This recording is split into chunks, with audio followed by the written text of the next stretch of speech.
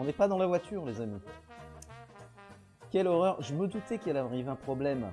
Un truc de dingue. Je vous explique.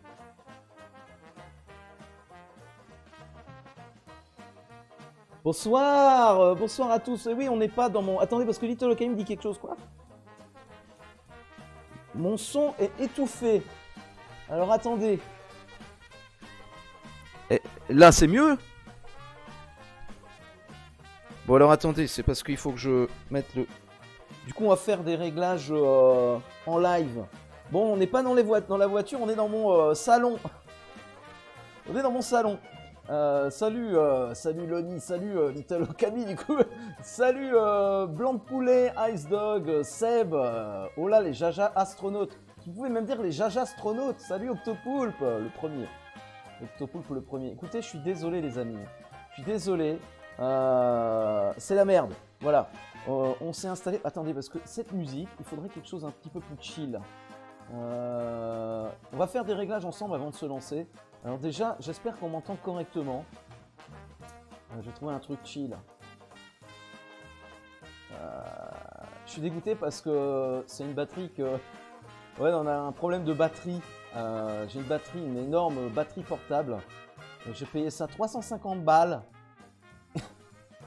On l'a utilisé pour 2 live astronomie. Et là, elle a pété. Enfin, voilà. Alors attendez, on va régler ça. Je vais vous mettre de la musique, un truc chillou. Je sais pas quoi. Je vais vous trouver un truc. On va se lancer dans quelques minutes tranquillement. Industriel non. Putain, mais c'est que des trucs de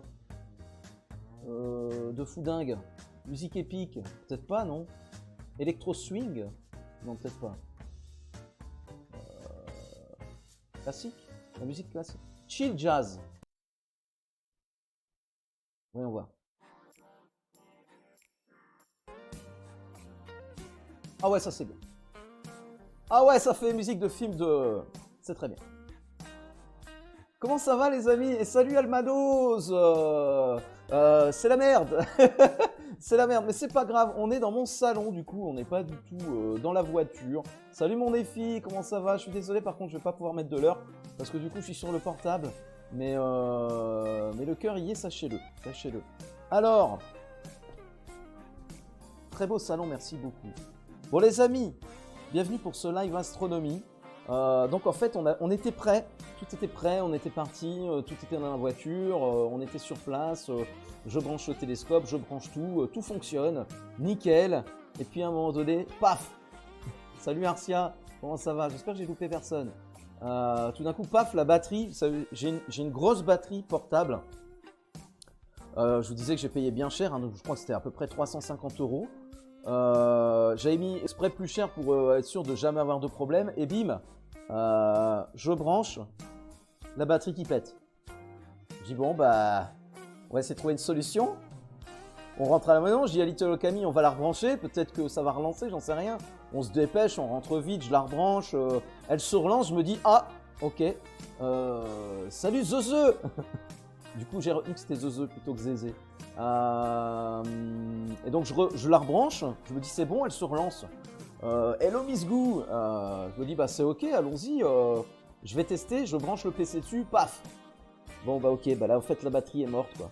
Donc je cherche une solution, pendant ce temps là le temps passe et puis je dis à Little Okami, je sais, je vais mettre le télescope ici en fait, tant pis, on verra ce que ça donne. Du coup j'ai mis le télescope dans mon jardin. Mais on a de la chance parce qu'on a quand même au moins un objet qu'on peut...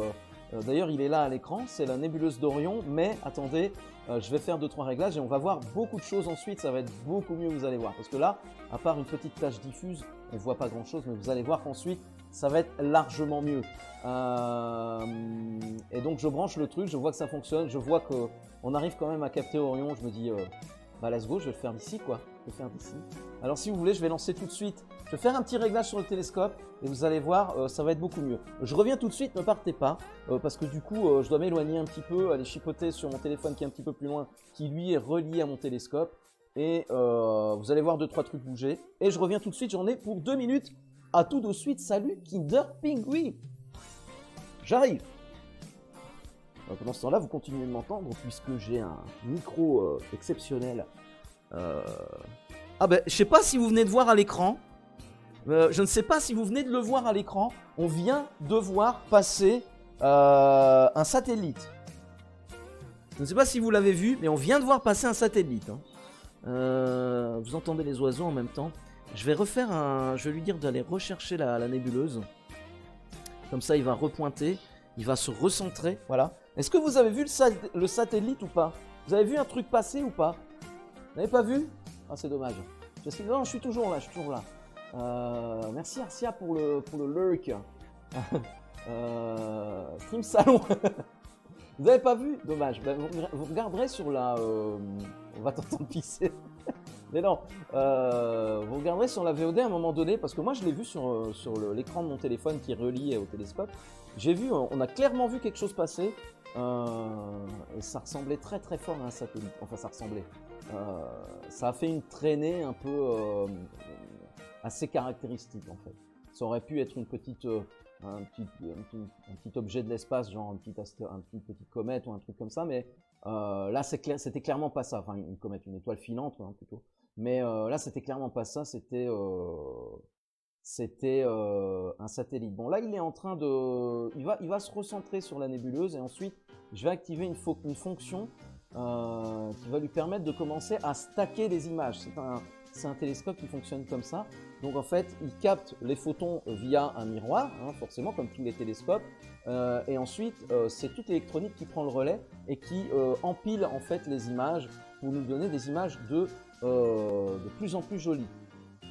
Alors attendez, je vais devoir y retourner et peut-être recentrer moi-même et lancer l'empilement d'images. Je reviens tout de suite, mais vous m'entendez toujours. Alors, qu'est-ce qu'il fait? Ok, il n'est pas bien centré. Ah bah voilà. Alors vous allez voir normalement, je peux le déplacer moi-même. Je vais le déplacer un tout petit peu moi-même. Hop. S'il veut bien. Il veut pas. Il est très chiant. Il veut pas. Voilà. Comme ça. Et comme ça. Arrête de bouger. Voilà.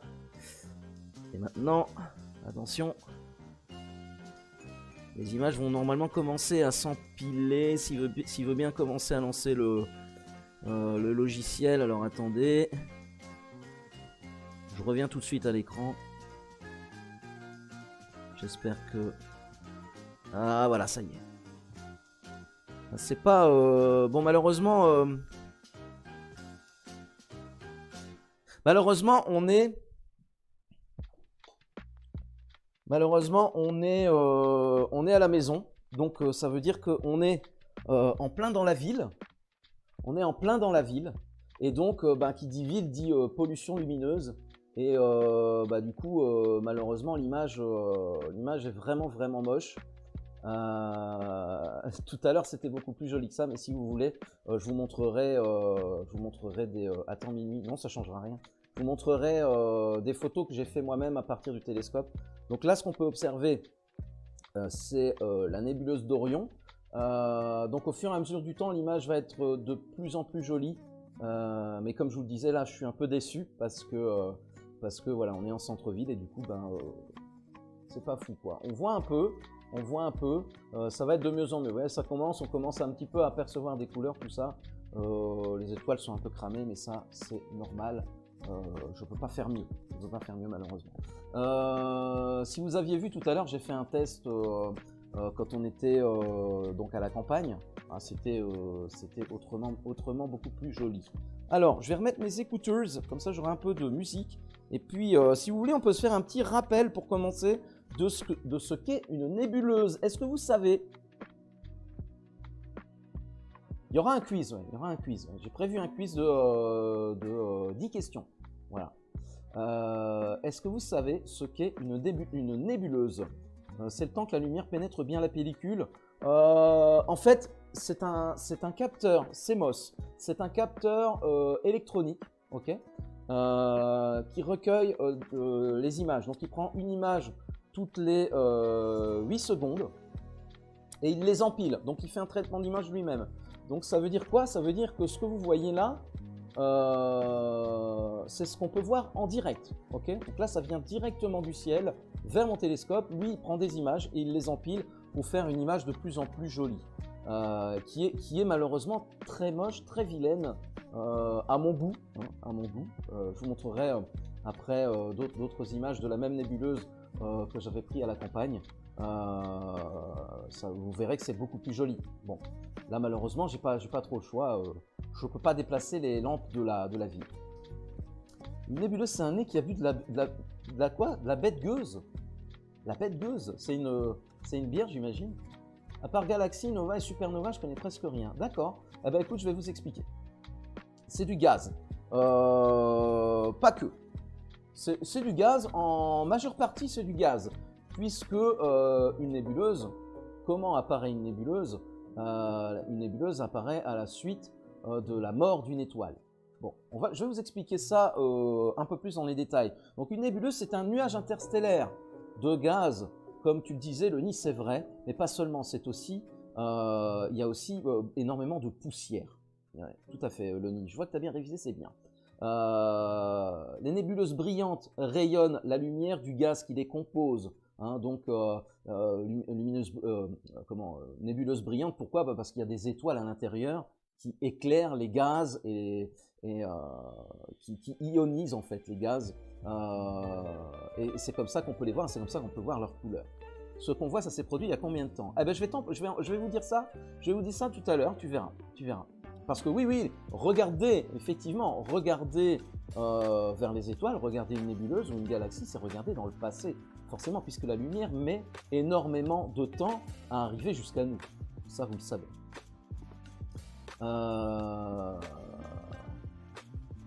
Ce qu'on voit en comptant la vitesse de la lumière, ça s'est produit bien avant qu'on soit né. Ah oui, bien avant. Peut-être, Loni, tu devrais essayer. Essaye pour voir. Envoie-nous des photos sur Discord. On verra si tu as eu raison. Donc, ces nébuleuses qui rayonnent de la lumière, hein, on appelle ça des nébuleuses à émission. D'accord? Pas la peine de chercher TF1, vous ne trouverez pas, mais on appelle ça effectivement une nébuleuse à émission. Ça commence à être un peu plus joli. Je suis quand même vaguement déçu, mais bref. Elle reflète la lumière des... j'en étais où? Rayonne la lumière du gaz qui les compose ou reflète la lumière des étoiles. Ça, ce sont des nébuleuses à réflexion. Les nébuleuses sombres sont des nuages de gaz et de poussière qui ne sont pas illuminés. Ça, on l'aura tous bien compris. Les nébuleuses planétaires sont des coquilles de gaz éjectées par les étoiles en fin de vie.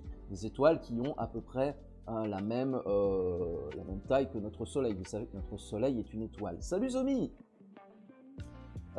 Oui, j'ai des notes que j'ai fait moi-même, parce que bon, pour être sûr, tu vois.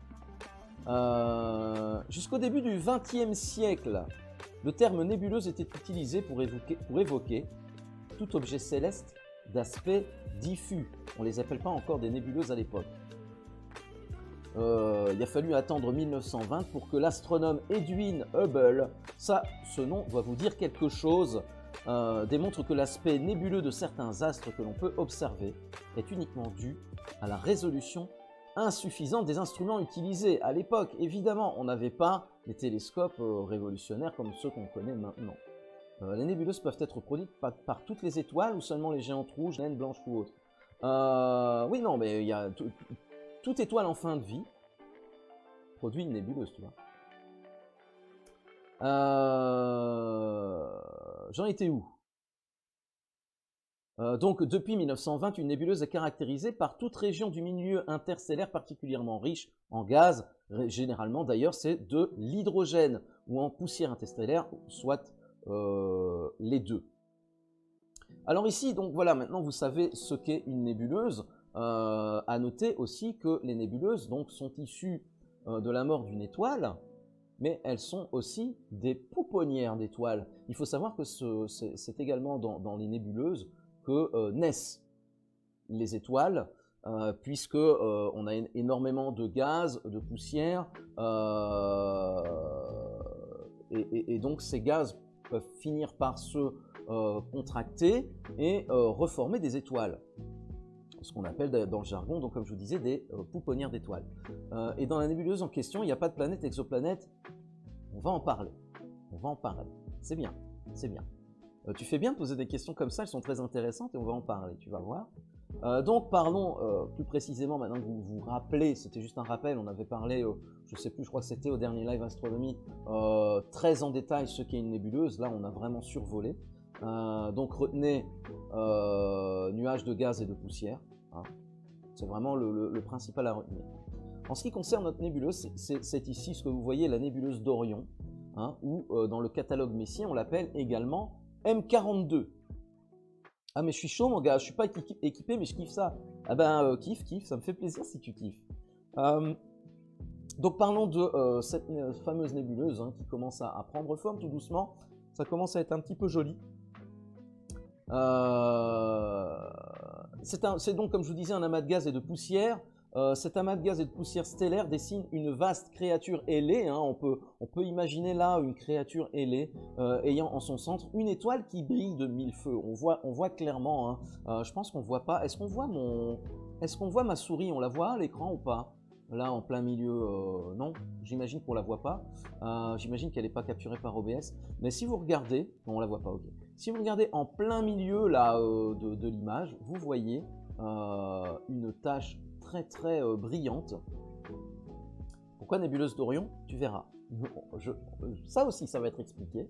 Je vois une raie. Oui. Alors, si tu regardes vers le haut, on peut imaginer, donc en haut, tu peux voir donc le 3/4 supérieur à gauche, tu vois une étoile assez brillante. Tu peux imaginer l'œil d'une tête avec un bec allant vers la gauche et donc cette espèce d'arc qui formerait les deux ailes un peu plus bas, donc d'une créature ailée. Et donc cette étoile que vous voyez en plein milieu, très brillante, ce sont en fait plusieurs étoiles. Seulement mon télescope là ne me permet pas, il faudrait que j'installe un filtre qui me permette d'enlever encore plus de pollution lumineuse. Si on avait été, comme tout à l'heure dans la voiture, en pleine campagne, on l'aurait vu. Ce sont en fait plusieurs étoiles agglutinées, mais il y en a une qui a permis la naissance de cette fameuse nébuleuse. Elle est située à 1350 années-lumière de la Terre. Ça veut dire quoi? Ça veut dire quoi? La vitesse de la lumière, est-ce que vous la connaissez déjà? La vitesse de la lumière, c'est combien? Est-ce que vous le savez? Sinon, je vous le dis, c'est simple. C'est pas un chiffre difficile à retenir. La vitesse de la lumière, c'est 300 000 km par seconde. Par seconde. 300 000 km par seconde. Rien ne va plus vite que la lumière, sachez-le. La lumière, c'est quoi? C'est à la fois une onde et des particules qu'on appelle des photons. Okay, ce sont des particules qui n'ont pas de masse. Okay, zéro. Masse zéro. Et c'est grâce à ça que c'est ce sont les particules les plus rapides. On ne peut pas aller plus vite que la vitesse de la lumière, c'est impossible. C'est impossible. Ah oui, c'est à côté. J'ai été prendre l'apéro à côté hier soir. Il me semblait bien que je t'avais vu. Il me semblait bien que j'avais vu quelqu'un qui ressemblait à un grand baraquet. Donc, 1350 années-lumière, ça veut dire que la lumière a mis 1350 ans pour arriver par là, sur l'écran. 1350 ans. Ça veut dire donc que ce qu'on voit là, ce que vous voyez là, c'est la nébuleuse telle qu'elle était il y a 1350 ans. Ok? Qu'est-ce qui se passait il y a 1350 ans? On va en parler tout à l'heure. J'anticipe la question. Donc cet objet céleste paraît constituer un environnement comparable à celui dans lequel est né notre propre système solaire il y a 4,5 milliards d'années. La nébuleuse d'Orion, aussi nommée M42, Messier 42, donc Messier, hein, celui qui a fait le fameux catalogue Messier, et NGC 1976. C'est l'une des plus brillantes nébuleuses à émission diffuse, observable depuis la Terre, bien que visible à l'œil nu dans de bonnes conditions. Et oui, vous pouvez la voir à l'œil nu. Il faut vraiment des super conditions, mais il y a moyen, c'est possible. Par contre, je vais pas lire tout ce que vous écrivez, sinon je vais pas avancer. Mais j'essaye quand même de vous lire. Hein. La webcam là, non, la webcam là, c'est mon ancienne, elle est pourrie. Hein, on est d'accord. Hein, elle est pourrie. Euh, alors, j'en étais où? Il faut donc les bonnes conditions pour l'observer à l'œil nu. Il faut un ciel sombre, évidemment. L'objet, l'objet ne fut pas mentionné par les astronomes de l'Antiquité. Oui, ça, bon, bref. Ce n'est qu'au début du XVIIe siècle que sa découverte fut officiellement annoncée. Charles Messier l'ajouta à son catalogue, comme je vous le disais, en 1769. Qu'est-ce qu'une nébuleuse à émission? Personne ne m'a demandé. Un peu normal puisque je vous l'ai expliqué tout à l'heure. Mais de nouveau un petit point peut-être un petit peu plus précis. En astronomie, les nébuleuses en émission sont des nuages de gaz ionisés, donc c'est ce que je vous disais en début de stream, dans le milieu interstellaire qui absorbent la lumière d'une étoile chaude, proche, et la réémettent sous forme de couleurs variées à des énergies plus basses.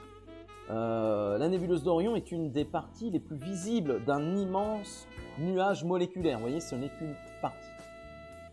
En son sein, sur une aire d'environ 24 années-lumière de large, des centaines d'étoiles en gestation, c'est ce que je vous disais tout à l'heure, hein, c'est une pouponnière d'étoiles enfouies dans leur cocon de gaz et de poussière. D'autres, qui sont déjà nées, sculptent leur environnement par leur rayonnement ultraviolet. La nébuleuse d'Orion se caractérise par sa forme caverneuse, on la distingue à peu près. À peu près. Encore une fois, je suis très déçu de la qualité du ciel là où je me trouve, mais bon, j'ai pas le choix, encore une fois. Au creux de laquelle brillent ces étoiles les plus ardentes et massives. Le petit groupe formé est surnommé le groupe du trapèze, un des plus jeunes amas ouverts connus. C'est ce que vous pouvez voir dans le milieu. Distante d'environ 1350 années-lumière, la grande nébuleuse d'Orion est un des objets les plus observés et photographiés par les astronomes amateurs. Il s'agit de la pouponnière d'étoiles la plus proche du système solaire. Voilà, encore une précision. Encore une fois, je vulgarise et mes petites notes m'aident à vous donner plus de précision. Quelle est la durée de vie moyenne d'une nébuleuse? Écoute, là c'est une bonne question, mais je dirais quand même au moins quelques dizaines de milliers d'années. Hein. Oui, quelques centaines de milliers d'années. Quelques centaines de milliers d'années, je pense. Je pense.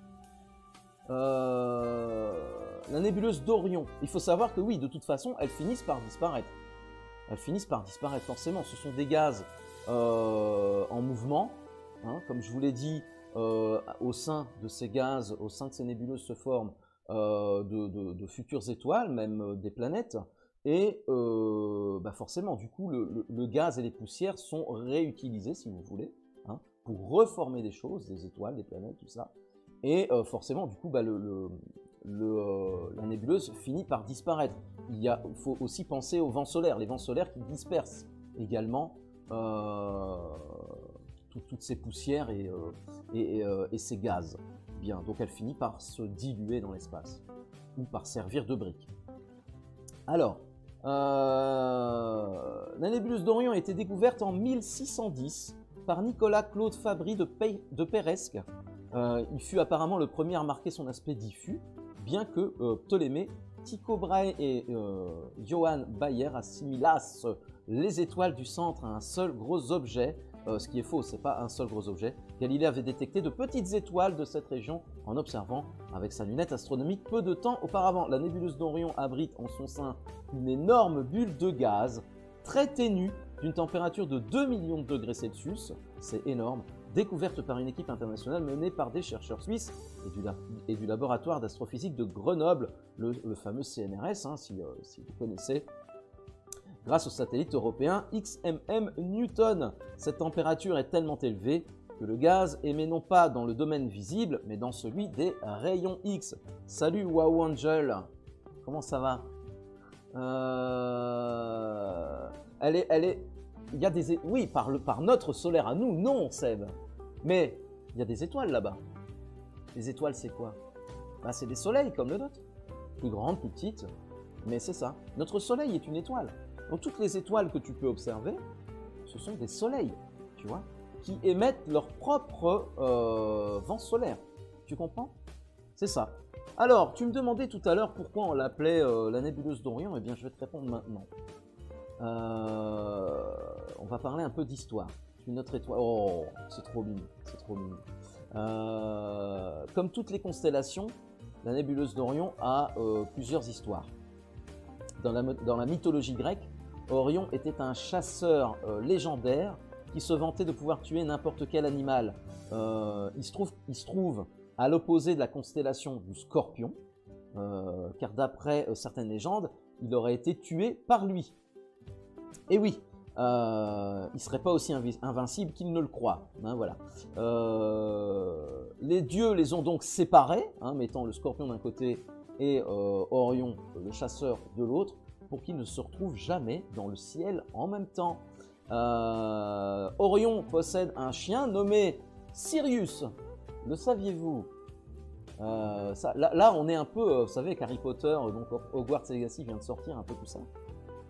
Eh ben, on va en parler. On va en parler parce que c'est un peu lié. Pas le jeu vidéo, mais les noms, Sirius, tout ça, ouais, c'est un peu lié avec l'astronomie.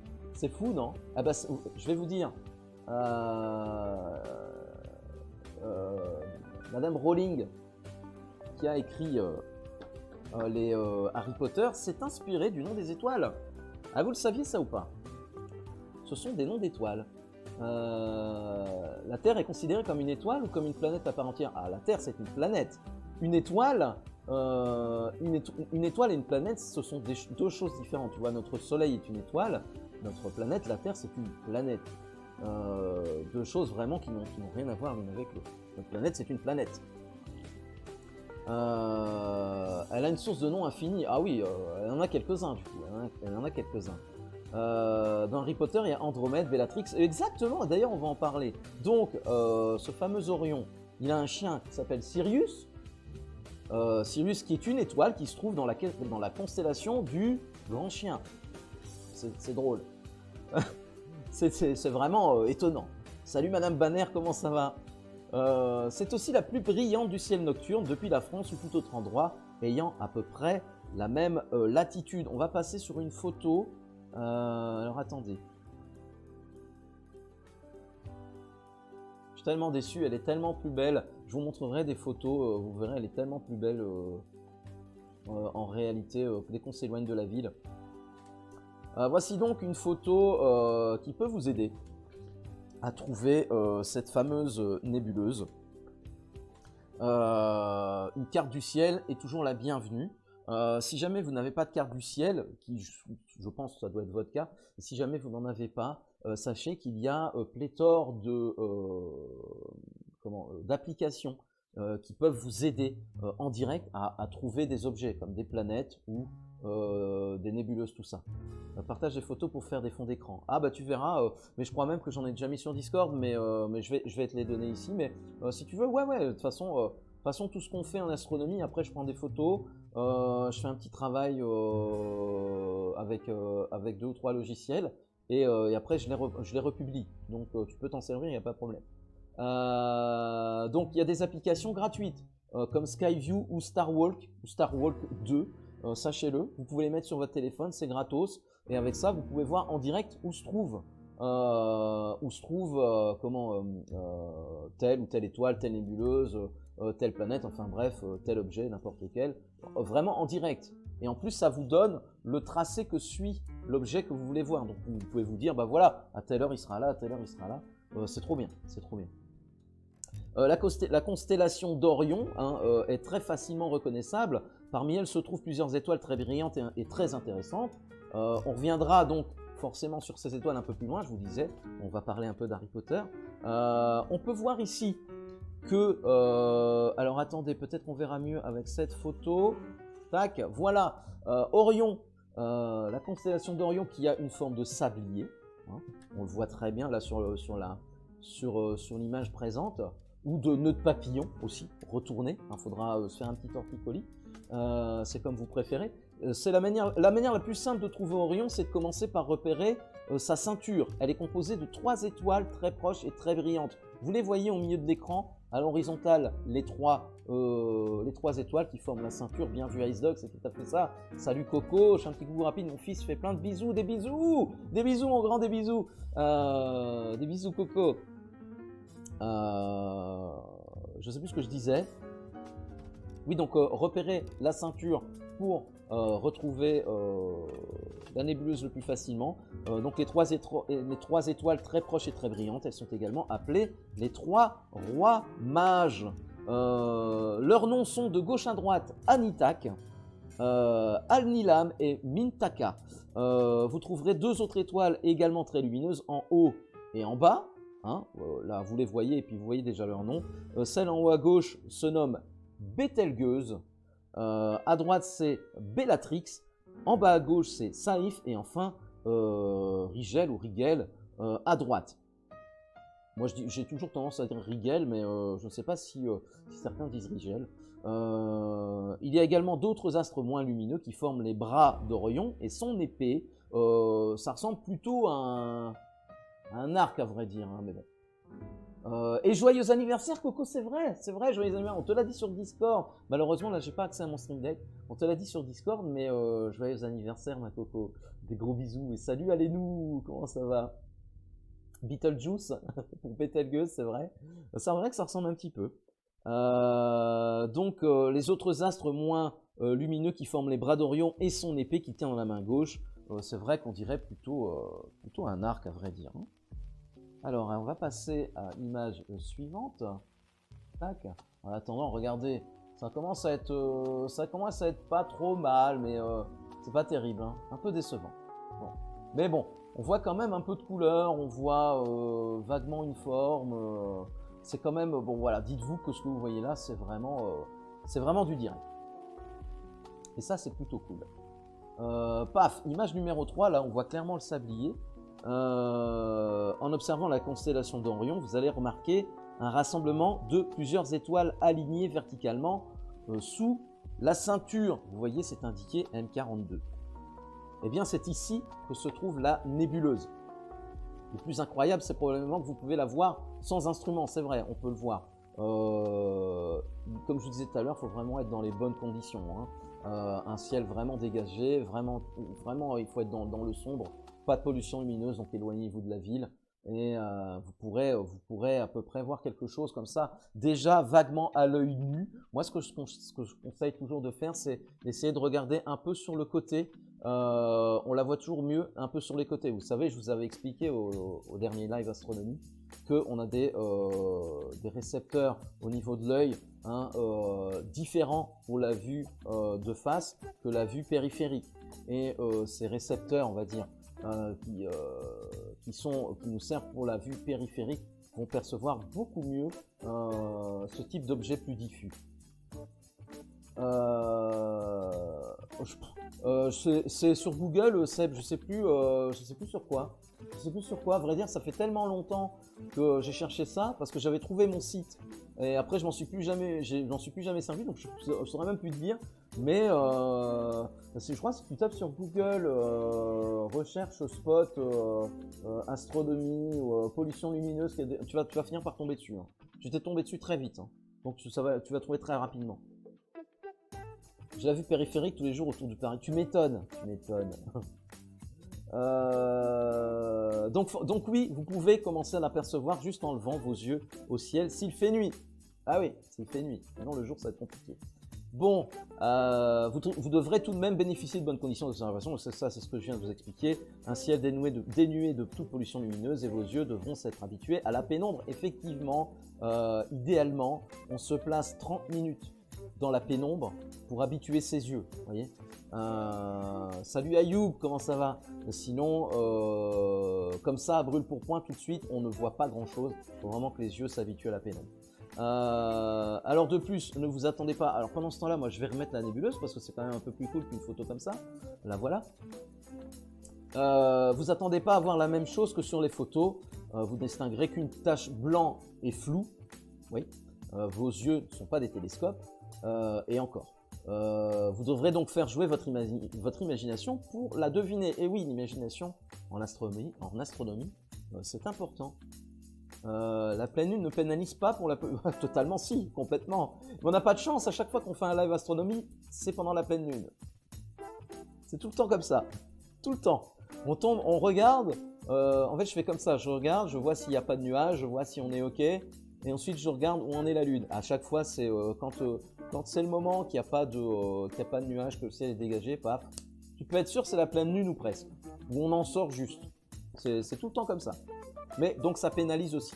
Et là, comme je te disais, on est en plein dans la ville. Donc, on est doublement pénalisé, quoi. Mais on a quand même de la chance de pouvoir la voir. Alors, donc si vous le pouvez, moi ce que je vous conseille c'est d'utiliser des jumelles pour l'observer. Hein, des jumelles vous allez en trouver à tous les prix, mais il y a moyen d'en trouver pour pas très cher, suffisantes pour commencer l'astronomie si toutefois ça vous intéressait, si vous aviez envie de voir par vous-même des choses diffuses. Hein, vous verrez pas ça, hein, c'est sûr. Mais c'est vrai qu'avec des jumelles, vous verrez, je vais dire, vous verrez mieux la tache blanche. Voilà. Mais pour commencer, c'est pas mal. Hein. Vous savez, au début, prendre des jumelles, chercher, reconnaître les constellations. Après, avec l'habitude, c'est déjà un super truc. Hein. On est déjà content quand on arrive à reconnaître, voilà, la constellation des chiens de chasse, la constellation d'Orion, d'autres choses. C'est déjà très chouette. Et puis après, on commence à voir un petit peu quelques objets. Et ensuite, on acquiert peut-être un premier petit télescope et puis on avance comme ça, quoi. Ça tombe bien, j'ai une sœur jumelle. Ah bah parfait. Je sais pas par où tu vas regarder par contre. Fais attention, c'est quand même ta sœur. Hein. J'en étais où?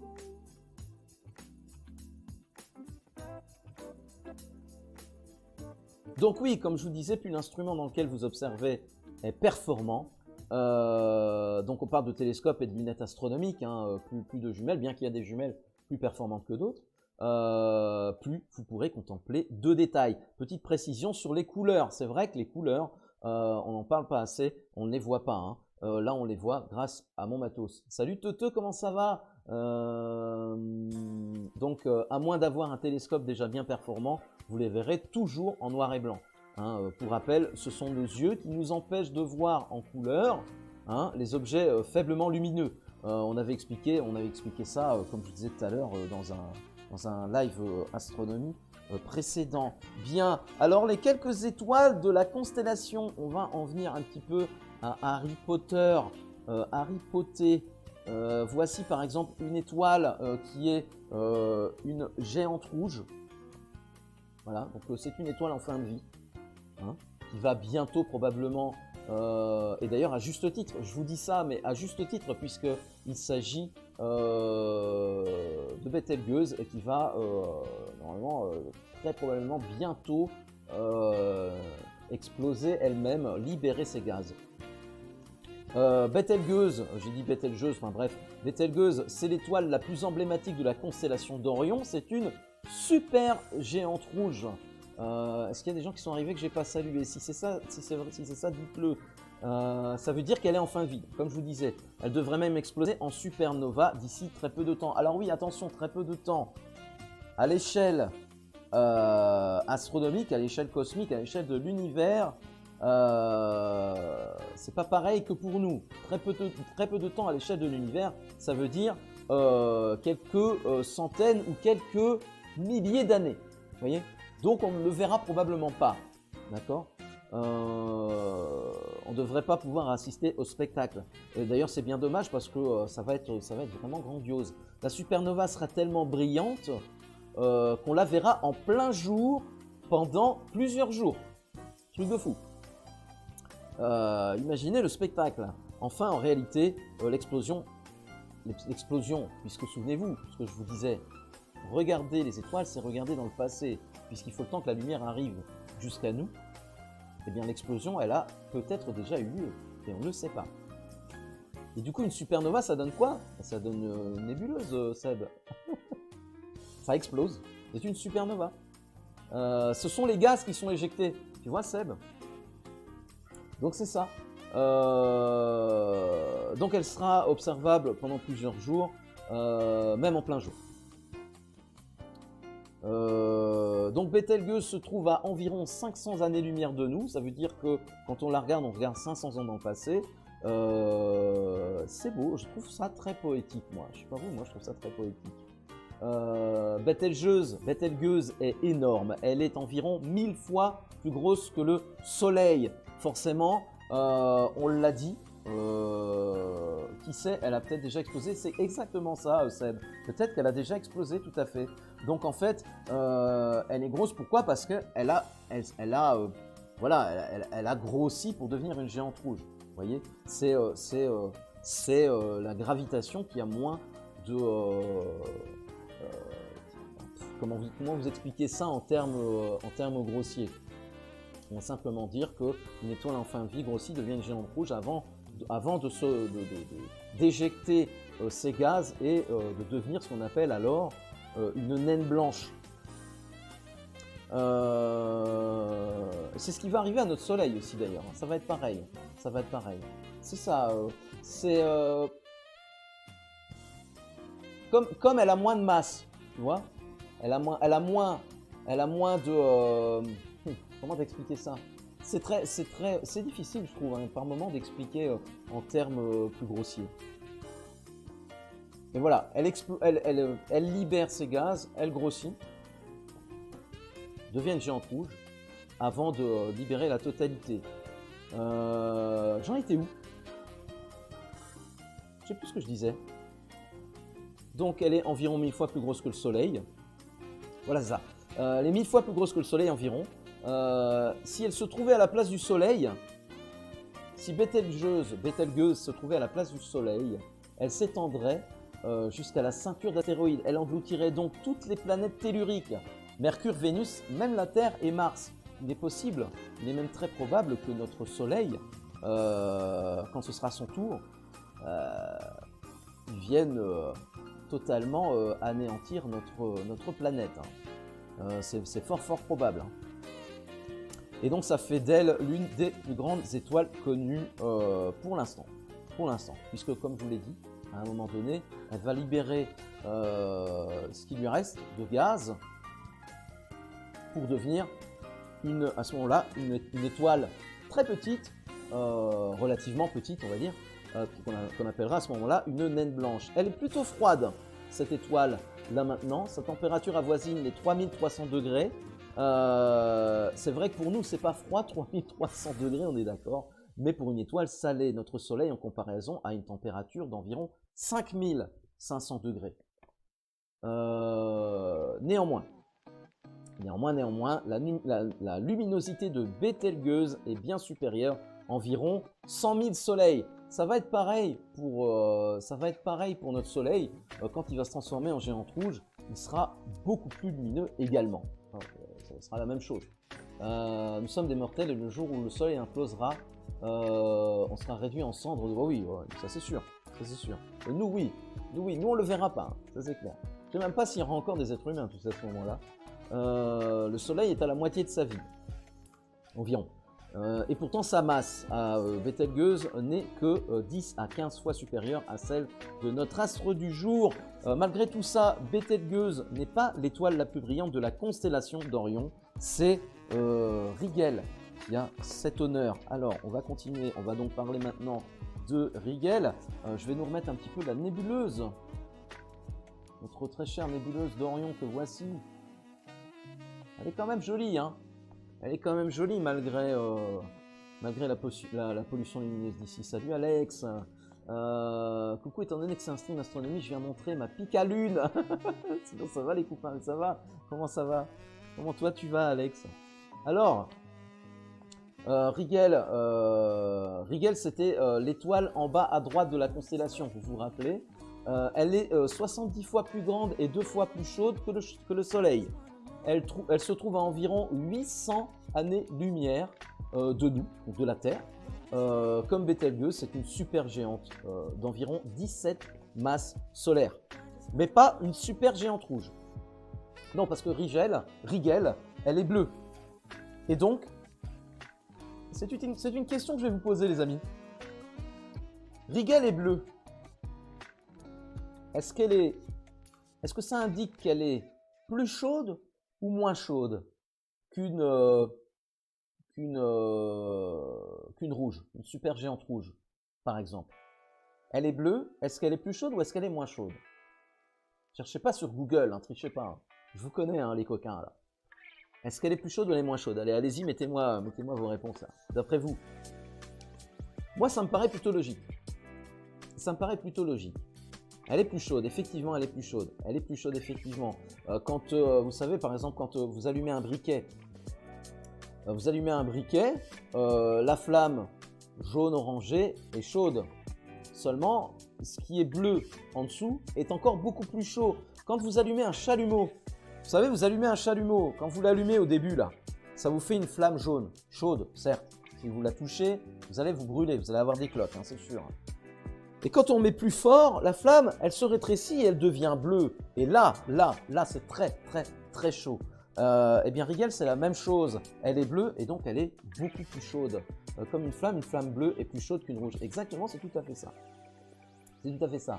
Donc, comme ça, vous avez bien compris.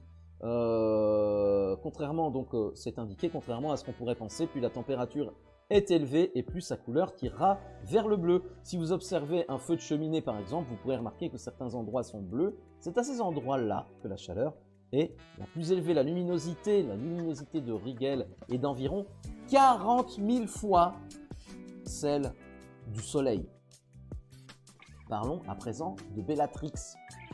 Bellatrix Lestrange dans Harry Potter. C'est une étoile. C'est une étoile. Je m'étais brûlé en prenant un tube de cuivre que je venais de chauffer pour faire de la brasure. T'as des idées vraiment loufoques. Merci Jasquet, maintenant je sais où faire griller mes chamallows. Là voilà. Exactement. Il y a quand même un bout de route. Hein. Il y a un bout de route. Alors Bellatrix est en haut à droite du sablier. Si vous voulez, je peux vous remontrer le sablier. Il est où? Il est là. Bellatrix. Peut-être pas celui-là. Voilà là. Bellatrix est en haut à droite du sablier. C'est aussi une géante bleue. Ça veut dire qu'elle est très chaude, hein, comme on l'a dit. Bellatrix est très très chaude, les amis. C'est la troisième étoile la plus brillante de la constellation, après Rigel et Bételgeuse. Bellatrix est une variable éruptive. C'est un petit peu comme le... Est-ce que c'est pas un petit peu comme dans Harry Potter, en fait? Elle est un petit peu éruptive aussi, non, Bellatrix? Non, on n'a pas l'impression. Ça signifie que sa luminosité peut augmenter très fortement d'un coup et de façon imprévisible. Et c'est vrai qu'elle est un petit peu imprévisible aussi, hein, dans Harry Potter, non? Peut-être que ça a été inspiré par ça. Hein. En latin, son nom signifie la guerrière. D'ailleurs, si vous êtes fan d'Harry Potter, le nom Bellatrix a dû vous faire penser à quelque chose. Voilà, enfin à quelqu'un. Ça fait 15 fois qu'on le dit, merci. Donc il s'agit de Bellatrix Lestrange, mange-mort et cousine de Sirius. Sirius, vous vous souvenez, qui est l'étoile la plus brillante qui se trouve juste à côté dans la constellation du Grand Chien. Pour continuer dans les personnages d'Harry Potter, Orion est le père de Sirius et de Regulus Black. Il dit si on se trompe, hein, Little Okami. Regulus est également une étoile. C'est fou, non? Vous l'avez dit. C'est dingue. En fait, finalement, Madame Rowling, elle n'a pas beaucoup d'inspiration, non? Je sais pas. En fait, elle s'inspire de l'univers. Remarquez, moi, si j'avais son inspiration, je pense que j'aurais peut-être un peu plus de sous, mais bon. Régulus, c'est également une étoile, c'est la plus brillante de la constellation du Lion. J.K. Rowling s'est donc fortement inspiré des étoiles pour le nom de plusieurs de ses personnages. Voilà, on va maintenant fermer la parenthèse Harry Potter et on va revenir à notre constellation. On va parler de Saïf. Alors je vais remettre notre très belle nébuleuse que voici. Donc pour ceux qui nous rejoignent, la nébuleuse d'Orion qu'on est en train d'observer là en direct live grâce à mon télescope qui se trouve là dehors. Évidemment, s'il était à l'intérieur, on ne verrait pas grand chose, Jean-Luc. Donc Saïf, c'est la 6e étoile la plus brillante de la constellation d'Orion. On remarque très clairement qu'elle est bien moins lumineuse que Bételgeuse, Rigel et Bellatrix. C'est une super géante bleu-blanche. Bleu-blanche. Alnitak, Alnilam et Mintaka, vous vous souvenez? Vous vous souvenez, je vais peut-être retrouver voilà, là, dans la ceinture. Hein. Alnitak, Alnilam et Mintaka, ce sont les 3 étoiles qui composent la ceinture. Alnitak à gauche est une supergéante bleue également. Elle se situe à 800 années-lumière de nous et est 2000 fois plus lumineuse que le Soleil. Alnilam au centre est également une supergéante bleue. Elle se trouve encore plus loin de nous qu'Alnilak, environ 2000 années-lumière celle-ci. Et enfin Mintaka, qu'on retrouve à droite, qui est elle une étoile multiple. Il y a 5 étoiles en fait. On voit un point. Hein, c'est un peu comme au centre de la nébuleuse d'Orion hein, qu'on a regardé juste avant. Regardez, vous voyez au centre, il y a un point particulièrement plus lumineux et plus gros que les autres. Ce sont en fait plusieurs étoiles. Hein. Ce n'est pas une seule étoile. Eh bien, Mintaka, c'est la même chose. Ce sont 5 étoiles en réalité. La luminosité de la plus brillante d'entre elles équivaut à 10 000 soleils. Et elle se situe à environ 800 années-lumière de nous. Voilà, on en a maintenant terminé avec les étoiles de la constellation d'Orion. Alors, je vous disais, Orion, on voit ici, se situe... salut Ayoub. Dis donc, t'en fais combien des comptes Donc je vous disais, la constellation d'Orion, est-ce que vous vous souvenez de sa distance par rapport à nous? Est-ce que vous vous rappelez ou pas? Je vous laisse 10 secondes, 10, 2, 1, vous ne vous en rappelez pas. 1350 années-lumière de la Terre. 1350 années-lumière, donc je vous le rappelle, c'est 1350 années, c'est le temps qu'il a fallu à la lumière pour arriver de là-bas à ici maintenant, telle qu'on la voit tout de suite. Pour que vous puissiez comprendre réellement, c'est une analogie que j'aime bien faire dans les lives, pour que vous puissiez comprendre réellement ce que ça fait, parce que c'est vrai que quand on dit oui, en étant très pompeux, oui, elle se situe à 350 années-lumière de la Terre, tu comprends, Jacques-Henri? Dit comme ça, voilà, c'est un peu abstrait en fait. Eh bien, autant se dire, tiens, qu'est-ce qui se passait il y a 1350 années-lumière, 1350 années sur la Terre, hein? Puisque là, on regarde 1350 années en arrière. Il se passait quoi sur la planète Terre il y a 1350 ans? Est-ce que vous le savez? Je vais vous le dire. Les Jacques-Henri du chat, du chat. Les Jacques-Henri du chat. Alors, donc Jean-Édouard, eh bien très bien, je vais te raconter ça. Écoute-moi bien Jean-Eudes. Il y a 1350 années sur la planète, au moment où ce qu'on regarde là était tel qu'il est, on en était où? On était en l'an 673, pardon, pardonnez mon accent belge. On était en l'an 673, on était donc au Moyen-Âge. L'événement le plus marquant autour de cette date, c'est le suivant, 622, donc un petit peu, on va dire, donc 51 ans, c'est ça, hein, 51 ans avant que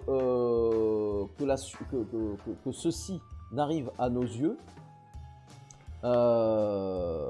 enfin, 51 ans pile poil avant ce qu'on voit là, Mahomet émigre de la Mecque à Yathrib, qui est l'actuelle Médine. C'est le début de l'exil qui marque le point de départ du calendrier musulman, le point zéro de l'islam, soit environ 50 ans. Un battement de cils à l'échelle cosmique, 50 ans, c'est rien du tout. Hein, l'échelle cosmique, c'est moins 1400 avant les lives de Jaski, effectivement. Donc 50 ans avant, à peu près 50 ans avant ceci.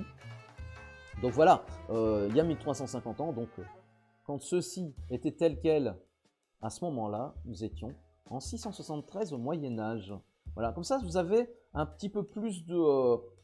je trouve que c'est toujours une belle analogie, j'aime bien faire ça quand on regarde un objet du ciel comme ça, du ciel profond, toujours se dire, ben voilà, on regarde autant d'années en arrière, et qu'est-ce qui se passait sur la planète à ce moment-là, quoi. Voilà.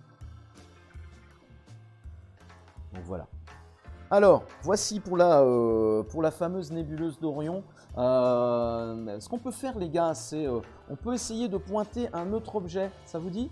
On essaye de pointer une autre nébuleuse. Je ne sais pas si on va y arriver, hein, parce que le temps passe, hein, le ciel tourne autour de nous, et pollution lumineuse, tout ça. Je sais, ça fait 50 fois que je le dis. Mais si vous voulez, on peut essayer de... Pas une galaxie, mais une autre nébuleuse. Je peux aller vers mon téléphone qui est plus loin pour capter les images de mon télescope, lancer le télescope sur un autre objet, et vous allez voir les... D'ailleurs, vous allez voir, hein, vous allez voir les étoiles bouger, comme si on bougeait réellement. Hein. Vous allez voir, en fait, on bouge réellement, hein, c'est le télescope qui va bouger. Vous allez voir des trucs bouger, défiler, jusqu'au moment où il va nous trouver cette fameuse nébuleuse. Je ne vous dis pas encore laquelle c'est. Je vais aller voir s'il y a moyen. Sinon, je vous montrerai sur autre chose, on verra bien. Je reviens tout de suite. Fais ce que tu peux, c'est déjà très bien. C'est compliqué. C'est compliqué parce qu'on n'est pas censé être à la maison. On est censé être à la campagne, bien loin. Et je vous dis pas, je suis dégoûté. Hein, cette saloperie de batterie qui m'a lâché. Bon, ouais. J'ai pas reçu de notif sur le Didi. C'est normal, j'en ai pas mis. C'est vrai que j'ai pas mis de notif sur le Didi. C'est vrai. Parce que voilà, on a été pris de court, on a eu un problème et j'ai dû revenir à la maison, tout ça. Bon, bref, bon. Du coup, c'est vrai que j'ai oublié de lancer une notif sur le Didi. Soit, c'est pas grave. Pardonnez, je vais me déplacer. Je vous garde avec moi par le biais du micro. Je vais peut-être parler un petit. Oh, c'était la panique totale. Je vais essayer de meubler un petit peu. En attendant, je vais demander au télescope de.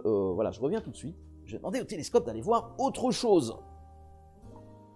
Je vous dis pas comme mon dos c'est compliqué les gars. Alors, j'arrête donc la vision amplifiée. On a eu 9 minutes de vision amplifiée. C'est pas mal. Alors bizarrement, vous entendez peut-être les oiseaux d'ailleurs. Bizarrement, sur mon téléphone, l'image est beaucoup plus jolie. Bon bref. Alors,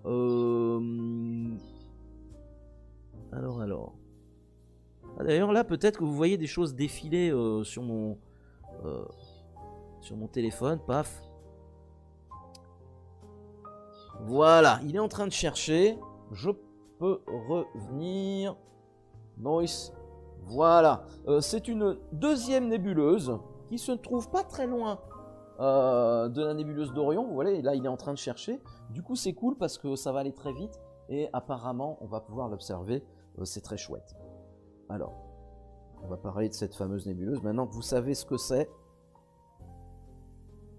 Est-ce que vous passez un bon moment, les amis ? Fatigué, mais ça va. Je viens finir ma soirée ici. Eh ben, mets-toi chill, mets-toi bien. Tu pourras mettre... Ouais, si tu veux, je mettrai une galaxie. Je sais pas si on verra grand-chose. Encore une fois, toujours le même problème. Là, on est dans la ville. Mais on pourra essayer de pointer une galaxie si tu veux, ouais. Pas de problème. On pointera 2-3 objets supplémentaires et pas de souci. On est là pour ça, hein. On est là pour passer un bon moment.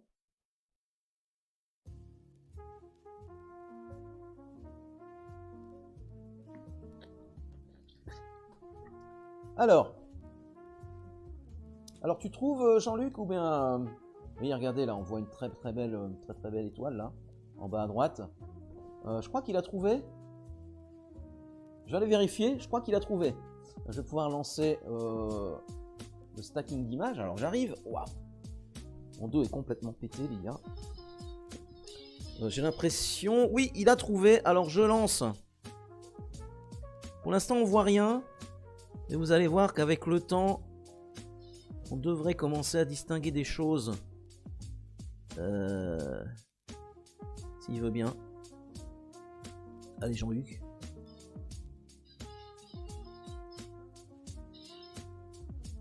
Qu'est-ce qu'il nous fait là? Qu'est-ce qu'il nous fait là Jean-Luc?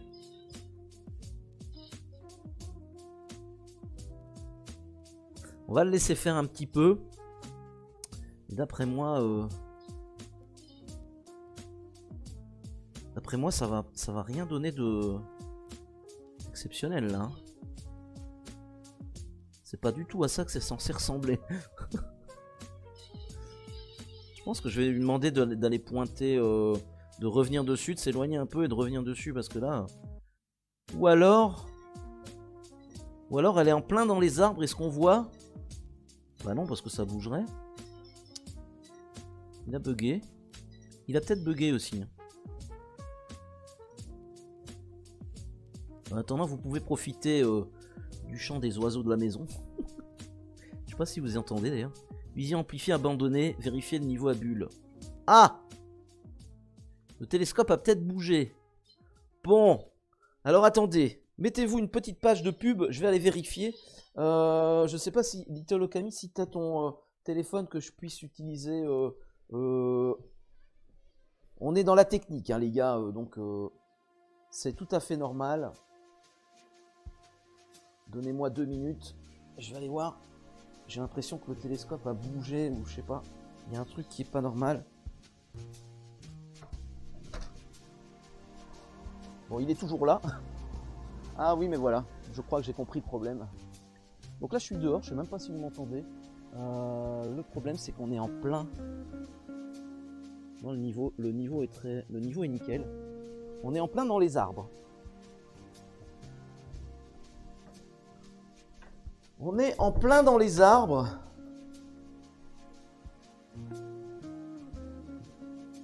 Ce qui explique ceci. Alors,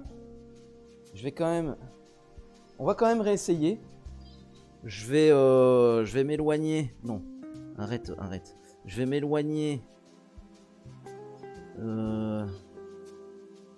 Merde. Voilà, on va le refaire pointer. L'image a été enregistrée. Bah super. Une image comme ça. On va regarder. On va voir ce qu'il nous dit. On va repointer. Ben à mon avis, ouais, on le voit, je le vois. On est en plein dans les arbres là. Vous voyez là toutes ces ombres là. Bah c'est des branches. C'est des branches. Bon, bah ce qu'on va faire, c'est qu'on va pointer autre chose. Et puis bah tant pis, je vais quand même vous parler de la nébuleuse. Donc de la flamme. Ouais, non, mais là je suis en plein dans les branches. On va essayer de trouver autre chose. Je sais pas. Peut-être. Qu'est-ce qu'on pourrait avoir? Alors attendez.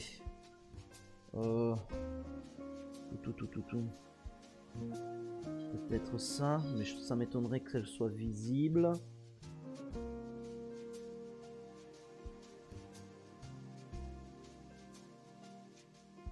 Alors attendez. Hein.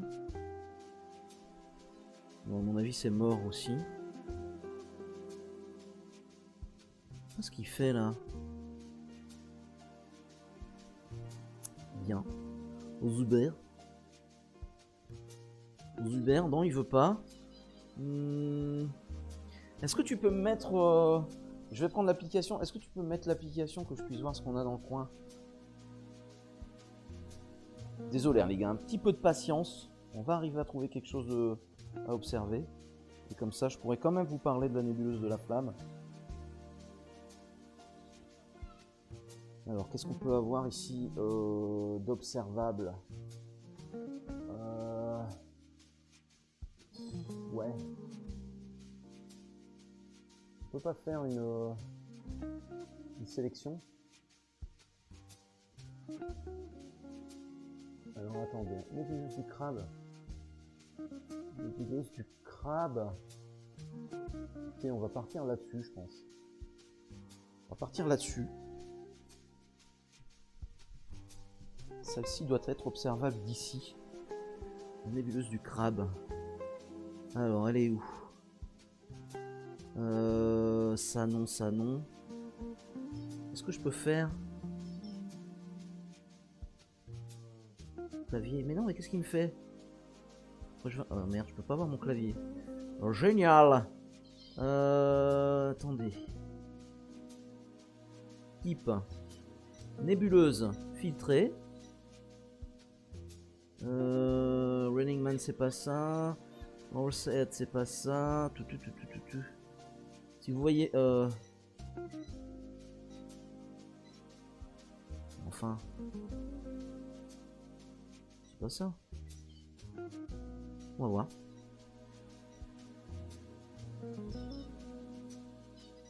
Comment on dit crabe en anglais? Crab. Sérieux? Bon. Bon, il va pointer. J'espère. Il a pas l'air de bouger. Oh, c'est la soirée des déboires, hein. Génial. C'est la soirée des déboires. Depuis le temps qu'on l'attend, ce live astronomie. Non, mais il pointe que dalle, là. Attendez, je vais aller vérifier. Alors. Ah si.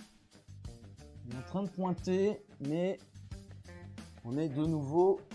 Non, ça va pas du tout. On est de nouveau dans les branches. On est de nouveau dans les branches. Ah oui, on le voit. Non, on est dans les branches. Bon, il faut qu'on trouve. Est-ce que je peux faire donc ça, ça. Bon, donne-moi un clavier, je m'en fous. Donne-moi un clavier. Clavier. Ah, crabe. Ah ben voilà, elle était là. Voilà. Il veut pas pointer. Génial. Il veut pas pointer. Orion, ça non. Peut-être celle-ci. On va tenter. Il veut pas non plus. Ah, parce qu'il est encore en train de chercher l'autre peut-être. Bon, j'espère que vous êtes patient. Il veut rien pointer. Il est encore en train de chercher l'autre ou... Zone visible. Ah, mais attendez. Attendez. On a un amas globulaire. Non, mais non. Orion. Mais c'est dingue ça. Bon, si je le refais pointer vers Orion, il veut bien. Donc là, il va chercher.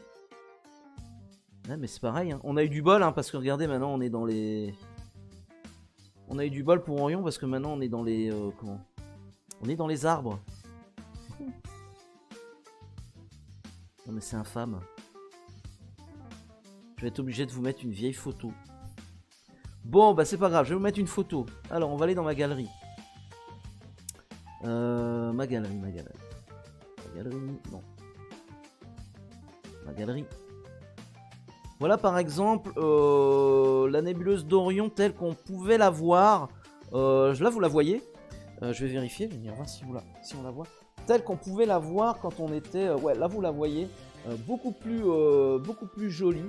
C'est telle qu'on pouvait la voir quand on était là-bas, plus éloigné de la ville. Hein. On la voit beaucoup mieux, quoi. On la voit beaucoup mieux.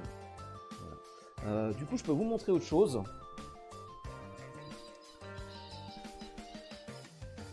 Alors, attendez. J'ai pris... Ah, si vous voulez, tout à l'heure, on a pointé sur ceci. Bon, on voit pas bien. Il y a peut-être une autre qu'on voit mieux. Est-ce que ça vous dit quelque chose? Alors attendez, là j'ai combien? Il me donne pas le temps. Il me donne pas le temps d'exposition. Bon, c'est pas grave, du coup je vais prendre la dernière, je vais prendre celle-ci. Voilà, ça c'est une planète. Peut-être comme ça. C'est une planète. À votre avis, de quelle planète s'agit-il? Et comme ça, on va parler de ça, tiens. Effectivement, Kinder, c'est Jupiter. Alors, du coup, là, bon, bah, par exemple, c'est ce que on regardait tout à l'heure avec Little Okami, juste avant que la batterie nous fasse défaut. Ah, c'était marqué, ok. Salut Gamli, comment ça va? C'est pas grave, t'inquiète. Bah, du coup, on va parler de Jupiter un peu. On va parler de Jupiter. Je suis vraiment déçu, c'est vraiment pas la soirée, quoi. C'est vraiment pas la soirée, ça veut pas. Ça veut pas. Parlons un petit peu de Jupiter, donc on va commencer en parlant des planètes en général. Donc là, ce qu'on voit, c'est Jupiter. On distingue très faiblement les bandes. Il faut savoir que le télescope que j'ai n'est pas du tout, comment dire, il n'est pas du tout fait pour faire du planétaire. C'est vraiment un télescope fait pour des objets du ciel profond comme des galaxies ou des nébuleuses ou des étoiles, mais pas vraiment pour les planètes. Donc, je peux pas avoir vraiment mieux que ça sur du direct en termes de qualité pour les planètes. Ça s'est bien passé ou pas du tout? Pas du tout. Pas du tout. Pas du tout. On a eu un problème technique. La batterie qui était censée alimenter tout le matos a pété. Et donc, Voilà, il a fallu rentrer, et donc on fait un live astronomie de la maison, mais du coup, bah, c'est pas du tout de la même qualité, quoi. Mais bon, on fait avec, tant pis. C'est cher un télescope pour les planètes? Oui, oui, c'est cher. C'est du même ordre de prix que un télescope. Si tu veux un bon télescope, voilà, les prix sont équivalents, quoi. C'est pas le type de télescope qui fait que les prix sont différents ou pas. C'est vraiment plutôt la focale et ce qu'il y a dedans, quoi. Tu vois, pas vraiment le type que ce soit un télescope pour faire du planétaire ou pas. Les prix sont élevés quoi qu'il en soit, donc voilà. Bon, c'est pas grave, on est là quand même, on est là quand même. Bon, donc voici Jupiter. On va parler des planètes d'abord en général. Qu'est-ce que c'est une planète? Une planète, c'est un corps céleste non lumineux.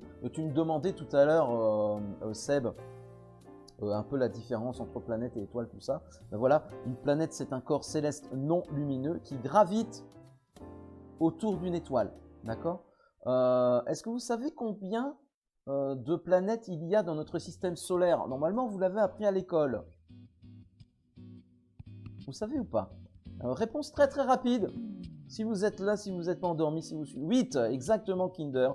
Il y a 8 planètes. Il y avait moyen de se tromper, attention, parce qu'on peut parler de Pluton, qui n'est pas du tout une planète, mais à un moment donné, elle a été répertoriée dans les planètes.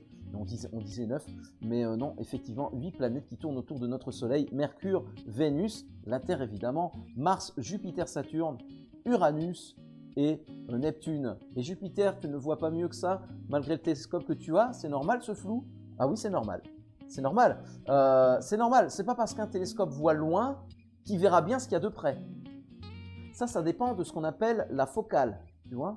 Ça dépend. Mon télescope à moi, il n'est pas fait pour voir de près. Il est fait pour voir de loin, de très loin. En fait, il est fait pour voir les objets très peu lumineux. Voilà, son domaine à lui, ce sont les objets très peu lumineux. Du coup, les objets beaucoup plus lumineux, comme les planètes plus lumineuses, pourquoi? Parce qu'elles sont proches, beaucoup plus proches, il les voit très mal. Voilà, tu vois. Du coup, oui, c'est normal d'avoir un flou, c'est normal. Mais bah bon, voilà. Si on regarde bien un petit peu du coin de l'œil comme ça, on distingue un tout petit peu des bandes. On distingue un tout petit peu les bandes. Oui, donc c'est tout à fait normal, c'est tout à fait normal.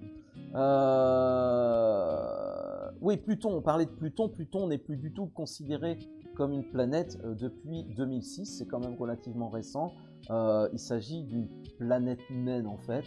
Donc elle n'est pas répertoriée parmi les planètes du système solaire. Elle n'est pas répertoriée en tant que planète. Il y a plusieurs sortes de planètes. Il y a les planètes telluriques et les planètes gazeuses. Peut-être vous mettre un petit aperçu comme ça, voilà, de nos planètes, les planètes qui font partie de notre système solaire. Les planètes telluriques et les planètes gazeuses, deux particularités caractérisent notre système solaire. On va d'abord parler de ça. Les planètes qui tournent toutes pratiquement dans le même plan. Imaginez un drap. Je prends toujours cette image-là, mais je trouve que c'est la meilleure. Imaginez un drap tendu. Au milieu, vous mettez une boule de bowling très, très lourde, très lourde. Du coup, le drap, il fait ça, quoi. Il se bombe, ok? Cet aspect, vous pouvez assimiler ça à l'espace-temps, d'accord? C'est ce qu'on appelle une déformation de l'espace-temps. C'est tout à fait ça, hein, c'est tout à fait ça. C'est en fait, ou aussi on peut parler de champ de Higgs, mais bon, ça devient un petit peu plus technique à ce moment-là. Mais on peut parler ici de déformation de l'espace-temps, hein, donc comme un drap qui serait complètement déformé par, en réalité, la masse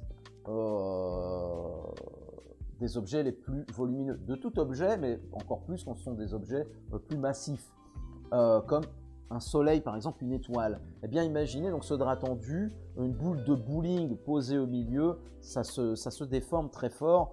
Eh bien, et puis ensuite, vous mettez une boule de pétanque, 2-3 boules de pétanque, et donc les unes à la suite des autres, comme ça, hein, et puis des plus petites, genre des billes ou des trucs comme ça, qui vont déformer un petit peu, enfin, même beaucoup moins le tissu de l'espace-temps. donc ce fameux drap, hein. Eh bien, l'analogie est bonne parce que c'est vraiment ça en fait, hein. Et donc, quand on dit que les planètes tournent toutes pratiquement dans le même plan, eh ben, elles font partie du même plan, en fait. Elles font partie du même drap, si vous voulez. Vous voyez, si on reprend l'image du drap tendu, elles font partie du même drap. Voilà. Et pourquoi, à votre avis, pourquoi elles font partie comme ça? Pourquoi elles sont dans le même plan? Pourquoi elles ont des interactions comme ça, les unes avec les autres, et pas avec des choses beaucoup plus lointaines? C'est assez simple. Elles sont nées au sein d'un disque de poussière aplati qui tournait autour de notre étoile. La gravité, oui, c'est ça. C'est ça, l'attraction, oui, c'est ça. C'est ça, les amis, c'est ça, Kinder et Ice Dog, c'est tout à fait ça. Elles sont nées dans le même disque de poussière qui tournait autour de notre étoile, le Soleil. Et ce disque, on l'appelle, c'est important de le retenir, un disque protoplanétaire. Le mot parle de lui-même, protoplanétaire. Donc, c'est là-dedans que se sont formées les planètes. Les planètes forment deux groupes distincts. Les 4 premières, donc on va ici parler des 8 qui font partie de notre système solaire. Les 4 premières sont des planètes telluriques, sensiblement comparables à la Terre. Les 4 suivantes sont, je vais remettre un peu Jupiter, les 4 suivantes sont beaucoup plus grosses et gazeuses. Tout à fait. Qu'est-ce que c'est que cette musique? On dirait le début d'une série des années 80, vous savez. On s'attend à voir toute une famille, il se passe des trucs bizarres, il y a quelqu'un qui tombe dans l'herbe et tout. Alors, les quatre planètes, c'est l'heure des films X. Non, il est 22h20. Les 4 planètes les plus proches du Soleil sont dites telluriques ou rocheuses et sont relativement petites. On a là Mercure, Vénus, Mars et la Terre. La Terre est une planète tellurique. Les 4 plus éloignées, Jupiter, Saturne, Uranus et Neptune, sont dites des géantes gazeuses. Elles sont plus grosses que la Terre, mais beaucoup plus légères par rapport à leur taille. Ah oui, ah oui. Les planètes mineures et les planètes naines, on va parler de ça aussi. Là, ça va être peut-être un petit peu pompant, mais il faut y passer. En 1801, Cérès a été repéré entre Mars et Jupiter et a été un temps considéré comme une planète. Il a cependant fallu revoir cette appréciation lorsqu'on a constaté que beaucoup de corps se trouvaient dans cette zone. Cérès, en effet, était le premier membre identifié d'une grande famille d'astéroïdes, hein, donc pas de planètes, qu'on appelle aussi planètes mineures, mais j'aime pas trop ce terme. Les astéroïdes, pour moi, ce sont des astéroïdes. En 1930, Pluton a été repéré à son tour, et elle aussi a été classée comme une planète. Grosse erreur, on le sait à présent. Toutefois, cette classification a commencé à être mise en doute à la fin du siècle avec de nouvelles découvertes permises par les progrès des télescopes, comme le mien, comme d'autres beaucoup plus avancés également, capables de détecter des objets bien plus petits et lointains. Ainsi, les astronomes ont identifié la ceinture de Kuiper, située au-delà de l'orbite de Neptune, composée de petits corps glacés, dont Pluton. Voilà. L'identification de ces objets dits transneptuniens a incité à repenser la nature de Pluton. L'astre a finalement été considéré comme le plus gros membre de cette nouvelle catégorie d'objets, plutôt que comme une petite planète. C'est beaucoup plus juste, je trouve. Le débat scientifique sur la définition du mot planète est loin d'être clos. Tiens, on aurait peut-être pu viser la Lune sans... On va pas parler de la chanson, mais on aurait peut-être pu, je sais pas trop où elle est, là j'ai pas regardé quand j'étais dehors, mais on aurait peut-être pu, tiens. J'en étais où? Donc, oui voilà, le débat scientifique sur la définition du mot planète est loin d'être clos, et les découvertes de plus en plus nombreuses d'exoplanètes, donc vous savez ce que ce sont des exoplanètes, ce sont des planètes situées hors du système solaire, montrent à quel point nous pouvons être surpris par leurs caractéristiques, parfois bien différentes de ce que nous voyons dans le voisinage terrestre. Ça me fait peur? Oui. Oui, moi aussi en fait. Alors comment se forme une planète? Ou plutôt d'abord on va faire une petite parenthèse, on va parler des météorites, puisqu'on en a déjà parlé un petit peu, on va en parler ici un petit peu plus en profondeur. Est-ce qu'une météorite, c'est une planète? Vous le savez maintenant, non. Une météorite n'est pas une planète, ce sont des rochers sans forme particulière, beaucoup plus petits que les planètes, qui se baladent dans l'espace et qui finissent par s'écraser sur des corps célestes plus gros. Il y en a d'ailleurs qui s'écrasent quotidiennement. Enfin quotidiennement. Il y en a qui s'écrasent. Bon, il y en a des plus petites aussi. Hein. Évidemment, la majorité sont très petites, hein. Très petites. Mais il y en a qui s'écrasent très souvent sur la planète. Il faut le savoir, sur la Terre, la plupart des météorites sont assez petites. Elles font la taille d'un grain de sable. C'est minuscule. Ou d'une pomme, déjà plus conséquent. Hein. On risque, ça commence déjà à être dangereux de se prendre sur la tête. Il en tombe environ 100 tonnes tous les jours sur Terre. 100 tonnes tous les jours sur Terre. La plupart finissent au fond des océans ou se perdent dans des déserts. Certaines sont un peu plus grandes, comme des voitures ou des bus. Et là, ça fait des dégâts. D'ailleurs, ça doit vous faire penser à une certaine météorite dont j'ai oublié le nom, mais qui s'est écrasée sur Terre au moment des dinosaures et qui a causé d'ailleurs leur perte. Sachez que cette météorite n'était finalement pas si grande que ça. Elle faisait, je crois, une dizaine de kilomètres, pas plus. 10 kilomètres, c'est rien.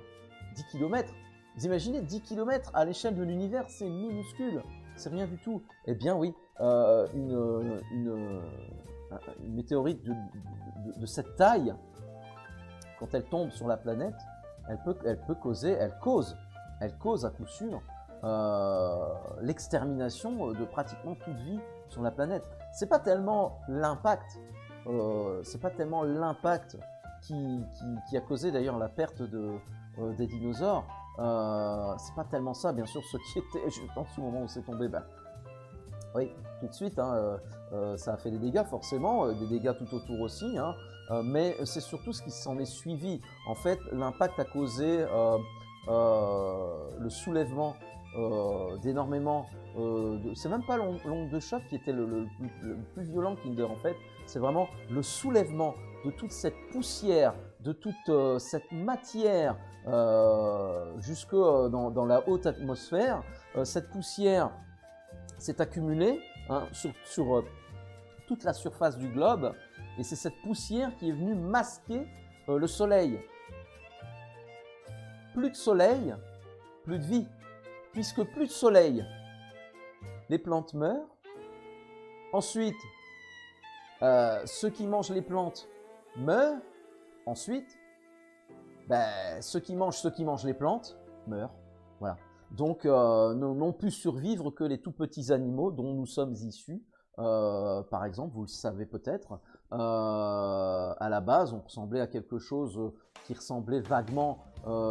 J'aurais pu mettre une photo de ça, tiens, d'ailleurs, j'y ai pas pensé, mais une sorte de petit rongeur, hein, si on veut.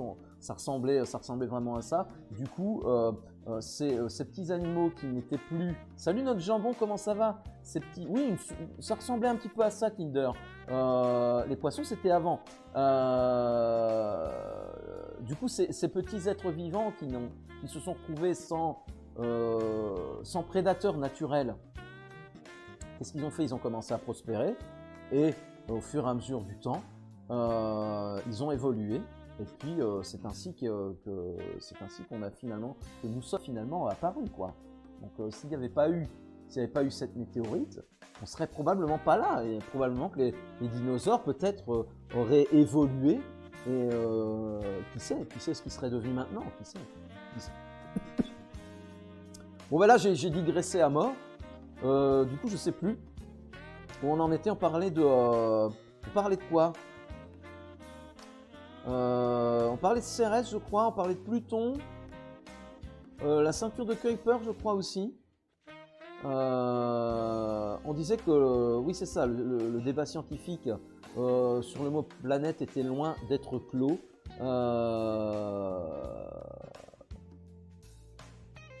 Ah oui, on parlait de la formation, on parlait des météorites, c'est ça. On parlait des météorites. Donc, il en tombe environ 100 tonnes tous les jours sur Terre, c'est un truc de fou. Et Reblanc Poulet, comment ça va? Je conduisais, j'avais laissé mon tel avec du son en plus du tel de monsieur qu'on avait branché pour écouter. Nice! Je suis à nouveau dispo pour discuter. Bah c'est cool, salut, comment ça va? Comment ça va, Blanc Poulet? Donc il en tombe environ 100 tonnes par jour sur Terre. La plupart finissent dans les océans ou se perdent dans les déserts. Certaines sont un peu plus grandes comme des voitures ou des bus. Voilà, on en était là. Très rarement, elles font plusieurs kilomètres et peuvent causer des dégâts considérables en heurtant la planète, c'est ce que je vous disais, en heurtant la planète ou une autre planète. Les scientifiques adorent les météorites car elles les aident à comprendre comment le système solaire s'est formé. Et oui. Salut LED, comment ça va? On n'est pas dans la voiture ce soir. En 2013, les amis, 2013 c'était finalement hier, c'était il y a 10 ans. 2013, une météorite assez grande, c'était en fait un morceau d'astéroïde, hein. C'est quand même dingue, s'est écrasé en Russie. Est-ce que vous vous souvenez de ça ou pas? Cette fameuse météorite qui s'est écrasée en Russie, vous en rappelez?